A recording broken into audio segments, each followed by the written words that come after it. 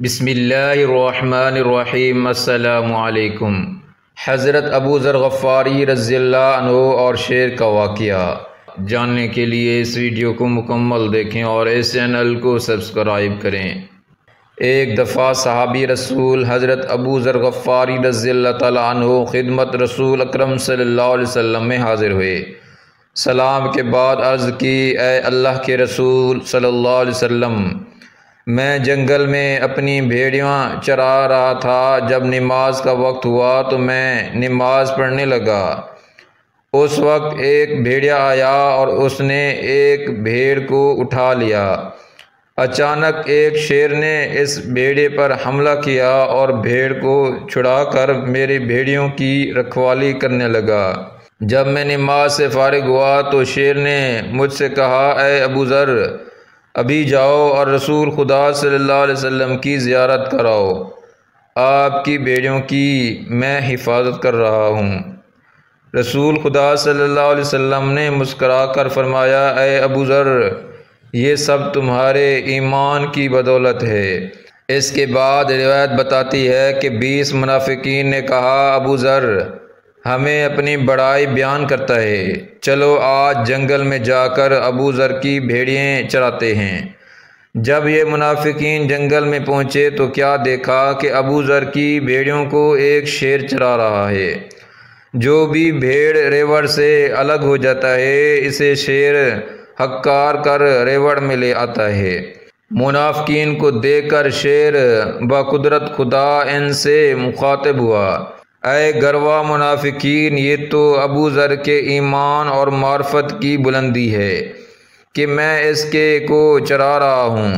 یاد رکھو، اگر ابو ذر ہمیں حکم دے کہ ان منافقوں کو پکڑ لو تو خدا کی قسم ایک لمحہ میں سب کو اس طرح نگل جاؤں گا جس طرح دور موسیٰ علیہ السلام میں قالین کے شیر نے جادوگروں کے اعضائیں کو نگل لیا گیا تھا۔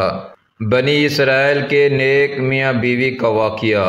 اسرائیل میں ایک شخص نیک تھا۔ ایک روز اس نے خواب میں دیکھا کہ اس کے پاس کوئی شخص آیا۔ اس نے کہا، تیری عمر میں آدھی زندگی آرام و سکون اور خوشی میں گزرے گی، جبکہ آدھی دوسری زندگی پریشانیوں اور تنگ دستی میں گزرے گی۔ اب تیری مرضی ہے، جس کو چاہے پہلے انتخاب کر لے۔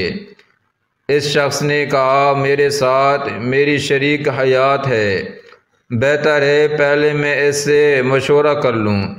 جب صبح ہوئی تو اس نے بیوی سے کہا، رات خواب میں میں نے ایک شخص کو دیکھا اور اس نے مجھ سے کہا، تیری آدھی زندگی میں خوشیاں ہیں اور آدھی زندگی میں پریشانیاں ہیں۔ اب تیری مرضی، جس کو چاہے پہلے انتخاب کر لے۔ اس کی بیوی نے کہا، پہلے خوشی کو انتخاب کر لو۔ اس نے اپنی شریک حیات کی بات پر عمل کیا اور پہلے خوشیوں کا انتخاب کیا۔ پھر جب اسے کوئی نعمت ملتی تو اس کی زوجہ اس سے کہتی، تمہارا فلاں ہمسایہ ضرورت مند و محتاج ہے، اس کے ساتھ احسان کرو۔ یہ اسے کہتے، تمہارا فلاں رشتہ دار نیاز مند اور ضرورت مند ہے، اس کی مدد کرو۔ اسی طرح جو بھی اس کو نعمت ملتی وہ غریبوں اور محتاجوں کی مدد کرتے اور ان نعمتوں کا شکر ادا کرتا۔ یوں اس کی آدھی زندگی خوشیوں اور فراوانی میں گزری۔ جبکہ دوسری آدھی زندگی شروع ہوئی تو اس کی بیوی نے کہا، خدا نے ہمیں نعمت سے نوازا اور ہم نے اس کا شکر ادا کیا، اور خدا یقیناً اپنے وعدے پر وفا کرنے والا ہے۔ حضرت آدم علیہ السلام اور ہرنوں کا واقعہ۔ بیان کیا جاتا ہے کہ جب حضرت آدم علیہ السلام زمین پر تشریف لائے تو زمین پر رہنے والے مختلف حیوانات ان کی زیارت اور سلام کے لیے حاضر ہوئے۔ آپ علیہ السلام نے آنے والے جانوروں کو ان کی حیثیت اور منزلت کے مطابق دعا فرمائی۔ ہرنوں کا ایک غول جب آدم علیہ السلام کو سلام کے لیے ان کے پاس آیا تو حضرت آدم علیہ السلام نے ان کی پشت پر شفقت سے ہاتھ پھیرا اور ان کے حق میں دعا فرمائی، جس کے نتیجے میں حق تعالیٰ نے انہیں نافع مشک عطا فرمایا۔ جب یہ ہرن نافع مشک لے کر اپنے قوم میں گئے تو دوسرے ہرنوں نے کہا آج ہمیں تم سے عجیب سی خوشبو محسوس ہو رہی ہے جو آج سے قبل خوشبو تم میں سے نہیں پائی جاتی تھی۔ یہ خوشبو کہاں سے لائے ہو؟ ہرنوں نے کہا ہم خدا کے بندے حضرت آدم علیہ السلام کی زیارت کے لیے گئے تھے، انہوں نے پشت پر 10 شفقت پھیرا اور ہمارے حق میں دعا فرمائی، جس کی بدولت اللہ تبارک و تعالی نے ہمیں نافع مشک کا حامل بنا دیا۔ جب دوسری ہرنوں نے یہ سنا تو انہوں نے کہا ہم بھی آدم علیہ السلام کے پاس نافع مشک حاصل کرنے کو جاتے ہیں۔ یہ کہہ کر وہ حضرت آدم علیہ السلام کے پاس آئے اور ان کو سلام کیا۔ حضرت آدم علیہ السلام نے ان کی پشت پر شفقت کا ہاتھ پھیرا اور ان کے لیے دعا فرمائی، مگر ان میں وہ خوشبو پیدا نہ ہوئی۔ انہوں نے واپس آ کر ہرنوں کی پہلی ٹولی سے کہا ہم نے بھی آدم علیہ السلام کی زیارت کی، انہوں نے ہماری پشت پر 10 شفقت پھیرا اور دعا بھی کی، مگر ہمارے اندر وہ خوشبو پیدا نہیں ہوئی جو تمہارے اندر ہے۔ تو دوسرے ہرنوں نے جواب دیا ہماری اور تمہاری نیت میں فرق تھا، تم نے حضرت آدم علیہ السلام کی زیارت کو خلوص نیت سے انجام نہیں دیا، بلکہ تمہاری نیت یہ تھی کہ پروردگار تم کو بھی نافع مشک عطا کرے، اس لیے تم محروم رہے، اور ہماری نیت خالص تھی، لہذا حق تعالیٰ نے ہمیں اس خوشبو سے نوازا، اور یہ خوشبو قیامت تک ان کی نسلوں میں باقی اور قائم رہے گی۔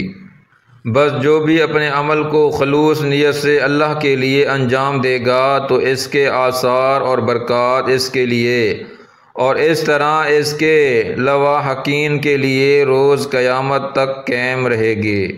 نیک بادشاہ اور ملکہ کا واقعہ بیان کیا جاتا ہے کہ کسی ملک میں ایک نیک سیرت بادشاہ کی حکومت تھی۔ وہ شاہی خزانے سے ایک پیسہ بھی اپنی ضروریات کے لیے نہیں لیتا تھا۔ وہ کہا کرتا تھا کہ شاہی خزانہ عوام کا ہے اور عوام پر ہی خرچ کیا جانا چاہیے۔ بادشاہ خود کتابت کیا کرتا اور اس کی آمدنی سے اپنا گزارا کرتا۔ اس کی ملکہ بھی نیک تھی، وہ گھر کا سارا کام خود کرتی تھی، صفائی کرتی، کھانا پکاتی، کپڑے سیتی، غرض گھر کے سارے کام کاج اپنے ہاتھوں سے کیا کرتی۔ ایک روز ہوا کچھ یوں کہ ملکہ کا ہاتھ روٹی پکاتے ہوئے جل گیا۔ جب بادشاہ گھر آیا تو ملکہ نے کہا مجھے ایک خادمہ رکھنے کی اجازت دیں تاکہ وہ گھر کے کام کاج میں میری مدد کرے۔ بادشاہ نے کہا ملکہ تم جانتی ہو کہ میں شاہی خزانے سے ایک پیسہ بھی نہیں لیتا، اس لیے کہ یہ عوام کا پیسہ ہے اور میری آمدنی اتنی نہیں کہ میں ایک خادمہ رکھ سکوں، کیونکہ میری آمدنی میرے ہاتھ کی کمائی پر ہے، اور کتابت سے اتنی آمدنی نہیں ہوتی کہ میں ایک تمہارے لیے خادمہ رکھ سکوں۔ مزید بادشاہ کہنے لگا کہ اگرچہ میں بادشاہ ہوں مگر حقیقت میں ایک عام غریب آدمی ہوں۔ شاہی خزانے پر صرف عوام کا حق ہے جو صرف عوام کی فلاح کے لیے ہی خرچ ہونا چاہیے۔ اگر آج میں نے اس خزانے سے آج کچھ لیا تو کل خدا تعالیٰ کو کیا جواب دوں گا؟ ملکہ تم حلال کی کمائی پر صبر و شکر کرو، بروز قیامت خدا تمہیں اس کا بہت اجر دے گا۔ بادشاہ کی ملکہ بھی چونکہ سمجھدار اور نیک خاتون تھی، اس لیے پھر سلطان سے اس سلسلے میں کچھ نہ کہا اور گھر کے کام کاج خود کرتی تھی۔